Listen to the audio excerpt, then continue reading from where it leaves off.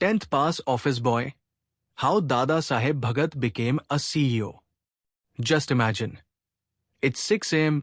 These city streets are still half asleep. A boy in simple clothes rides a bicycle into the Infosys campus. A broom in his hand, sleep in his eyes, but a dream in his heart. A dream to do something that could change his life. At that time, he had no idea that just a few years later, that Sam boy would be called the CEO of his own company. A company that people would one day compare to design giants like Canva. This is the story of Dadasaheb Bhagat, a man who started by cleaning offices and went on to revolutionize the world of design. In the small village of Beed district in Maharashtra where Dadasaheb spent his childhood, drought and poverty were part of daily life. There was no water in the fields, crops often failed, and people who worked all day still went to bed hungry. It was this environment that taught a young boy that hard work is important, but intelligence is even more crucial. His family's financial condition was so poor that his education stopped after 10th grade. His father wanted him to find a job quickly to support the household. So, he enrolled in an 𝐼𝐻 course, typically meant for factory or machine-related blue-collar jobs.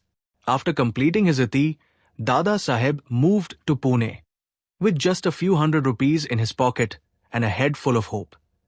He first found a small job earning 4,000 rupees a month. But his dreams were much bigger than that. One day, he heard about an office boy position at Infosys with a salary of 9,000 rupees per month. It was double what he earned. Without hesitation, he took the job, not knowing that this decision would become the biggest turning point of his life. At Infosys, his job was simple: cleaning floors, fetching files, serving tea in the guest house, and running small office errands. But every day, when he saw people sitting in those air-conditioned rooms, finishing their work with just a few clicks on a computer, a question arose in his mind: what is it that they can do, which I can't? That single question became the turning point of his life. He gradually realized that real strength lies not in the hands, but in the mind. One day, he asked a senior, "Sir, what do these people do?" The reply came, "They work on graphic design, coding, and digital tasks." Someone casually added, "If you knew designing, you could work on a computer too." That one sentence awakened something deep inside Dadasaheb. He remembered how, as a child, he used to watch a painter near a temple in his village who drew images of gods and goddesses on walls. He would spend hours watching him fill colors with passion. That hidden artistic spark, buried for years, suddenly came alive again. Dadasaheb decided that no matter what, he would learn design. Days at work, nights for learning, that became his new routine. He cleaned offices all day and then went to a local cyber cafe every evening to learn designing. Gradually, he mastered software like CorelDRAW, Photoshop, and Illustrator. Every day, he dreamed of sitting in front of a computer like those office professionals. And within a year, he did what no one could have imagined. He was no longer an office boy. He had become a designer. But that was just the beginning. One day, he realized, if I can work for someone else, why not work for myself? So, he quit his job and started freelancing. The initial days were tough, few clients, little money, and almost no one who believed in him. Many times, he thought of returning to his village. But one thought kept him going: if I give up now, all my effort will be wasted. In 2019, just when things were beginning to pick up, the world was struck by COVID. The lockdown brought everything to a halt. Offices shut down, clients disappeared, and his bank balance was nearly empty. Out of necessity, he decided to leave Pune and return to his village. Many thought that was the end of his story. But in truth, it was the beginning of a new one. Back in his village, he thought, if I couldn't survive in the city, why not start something from the village that the whole country can use? There were frequent power cuts, weak internet, and almost no resources. But Dadasaheb's determination never broke. Along with his friends, he set up a small workspace near a cowshed on a hilltop where mobile signals were a little stronger. From there, Design Templates was born, a platform offering ready-to-use templates for small businesses, students, and designers.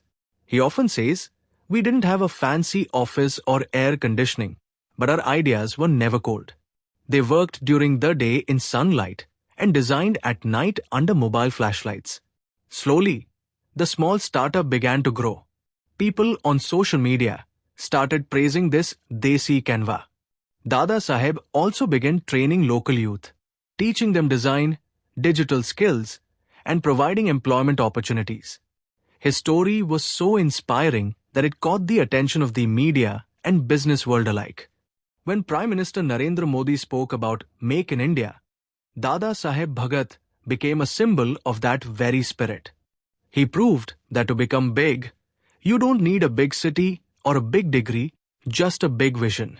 Then, in 2013, came the opportunity that changed his life forever, Shark Tank India. He pitched his startup, Design Templates, on the show. His simplicity, honesty, and passion deeply impressed the sharks. Although he was nervous at first, within minutes, he won their hearts. He secured a deal, 1 crore for 10% equity, with Aman Gupta, the co-founder of Boat, as his partner.